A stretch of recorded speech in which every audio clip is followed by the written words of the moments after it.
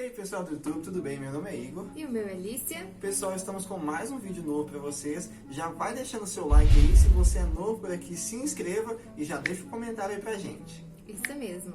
E, como de costume, chega de enrolação, já pega logo sua pipoca e vem com a gente para mais um vídeo.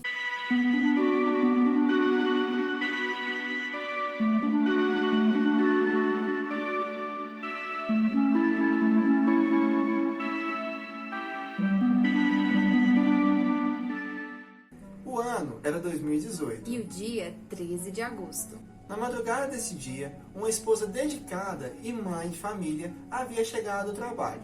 Porém, na manhã seguinte, a sua amiga alertou a todos que Shanna Catherine Watts havia desaparecido. Vamos falar mais um pouquinho sobre os integrantes dessa história.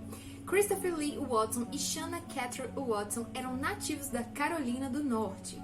Eles se conheceram no ano de 2010 e se casaram 2 anos depois no condado de Mecklenburg, em 3 de novembro de 2012. O casal teve 2 filhas, Bella Mary Watson e Celeste Catherine Watson. A família morava em uma casa de 5 quartos, comprada no Colorado em 2013, e o Chris Watts trabalhava em uma empresa que fazia exploração de hidrocarbonetos e também de petróleo.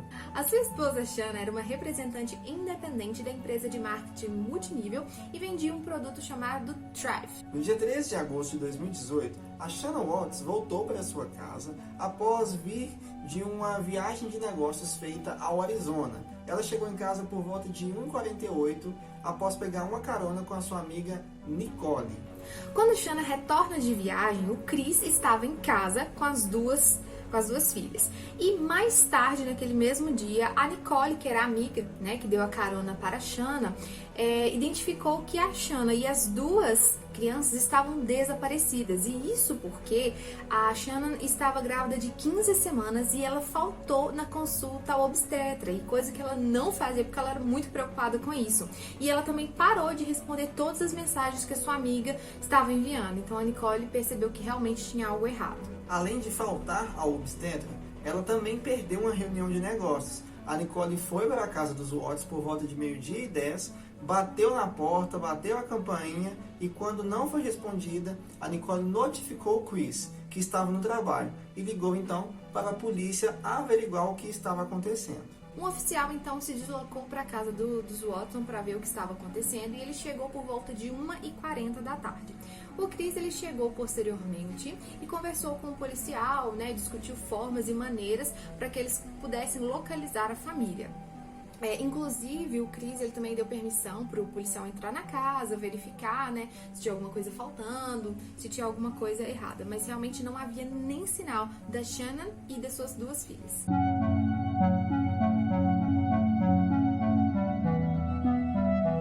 Os pesquisadores acharam a bolsa de Shanna contendo seu telefone e também as suas chaves.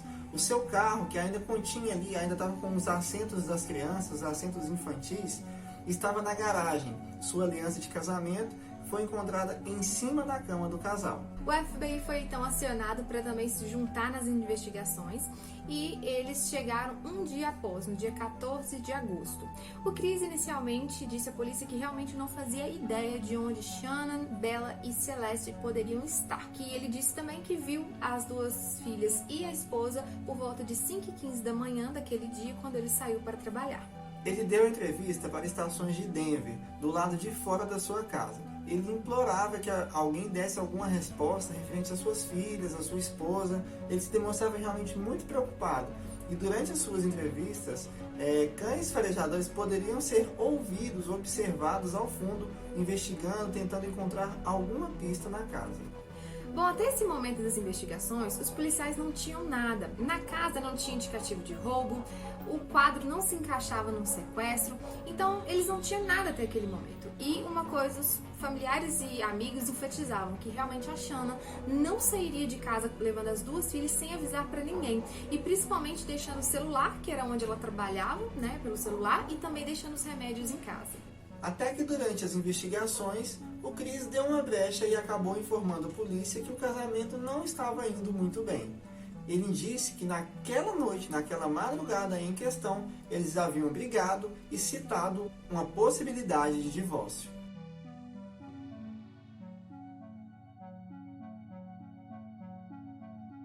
Com essa nova história em voga, a Nicole, a amiga da Shanna, disse que realmente a Shanna havia comentado que ela achava que o Chris estava traindo-a, mas que quando ela questionava o marido, ele negava tudo.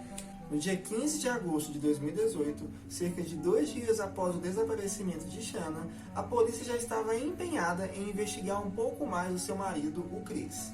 Ele confirmou que naquela madrugada realmente eles haviam brigado, haviam falado em divórcio, da venda da casa e até mesmo sobre a amante, que ele negou. Nesse dia, os investigadores resolveram então submeter o Chris ao polígrafo. Após ele fazer a avaliação, ficou muito nítido para os investigadores que ele havia falhado em todas as respostas, então com certeza ele estava mentindo. Após falhar drasticamente no polígrafo, ele acaba confessando que assassinou a sua esposa, Shanna. Também, de acordo com as declarações, ele estava tendo um caso e alegou ter pedido uma separação da sua esposa. Então, no início, quando ele confessou após o polígrafo, a versão que o Chris deu para os policiais foi o seguinte, que naquela madrugada, quando eles tiveram aquela briga, que falaram sobre o divórcio, ela estava acusando ele de ter uma amante. Quando ele fala sobre a questão do divórcio, a Shanna teria um acesso de raiva e por isso ela teria matado as 2 filhas. E depois de ela ter matado as 2 filhas, ele acabou matando a Shanna. E depois transportado os 3 corpos para perto do local onde ele trabalhava, que era um local remoto, onde tinha um armazenamento de petróleo. Não faz sentido nenhum essa declaração dele, né? Pensa, no começo ele fala onde está minha família, onde estão minhas filhas, a minha esposa. Aí depois ele fala que a esposa matou as filhas, aí ele matou a esposa. E foi exatamente isso que a gente vai contar dando a sequência, porque os policiais logicamente não acreditaram nessa versão do Chris. Então, como a polícia não acreditou nessa versão do Chris, ele foi coagido, na verdade chamaram até o pai dele para ajudar nessa história. O pai dele chega lá e fala, filho, o que você fez? Fala logo, confessa. E aí ele acaba confessando que naquela madrugada eles realmente tiveram uma briga feia e ele acabou estrangulando a Shanna. E quando ele mata ela, pouco tempo depois, a filha mais velha deles aparece no quarto.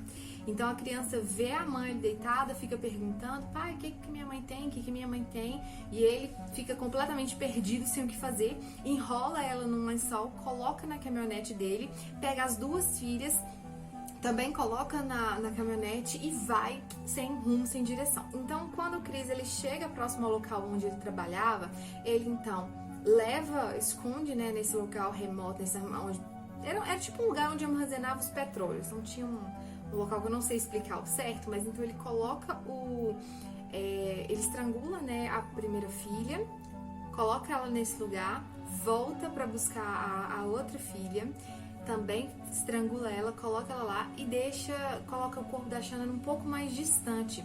Inclusive, quando a polícia vai até o local, ele acha justamente um lençol onde ele teria enrolado a Shanna. Em 21 de agosto, Chris foi indiciado por 5 assassinatos em primeiro grau, incluindo uma contagem adicional por morte de uma criança que ainda não havia atingido 12 anos de idade. E o réu estava em uma posição de confiança, interrupção ilegal de uma gravidez e 3 acusações de adulteração de um corpo humano falecido.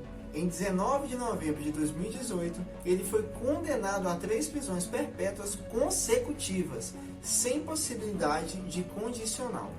Em dezembro de 2018, Watts então foi transferido para a prisão de segurança máxima e, devido às questões de segurança, ele fica cerca de 23 horas do dia em total isolamento. Apenas ele tem permissão para sair, para tomar um banho ou se exercitar. Em uma cela em que ele só pode ter uma Bíblia e fotos de sua família, Chris havia dito anteriormente às autoridades do Colorado na prisão que ele fala com fotos da sua família em sua cela e lê um livro em voz alta todas as noites para as filhas que ele mesmo assassinou. Você já conhecia esse caso? Esse caso é muito revoltante para mim. Se você entrar até hoje no Facebook da esposa do Chris, você vai ver as publicações dela, as fotos, os comentários. Enfim, esse caso é muito revoltante também. Muito mesmo. E se vocês também quiserem, esse roteiro praticamente todo foi baseado também na série que a Netflix fez. Na verdade não é uma série, é uma minissérie. É um documentário em que ele fala, que eles contam sobre a família Watts, e é muito interessante de ver. E é isso, pessoal. Se vocês gostaram, dá muito like nesse vídeo, comenta bastante. E é isso, até o próximo vídeo. Uhul!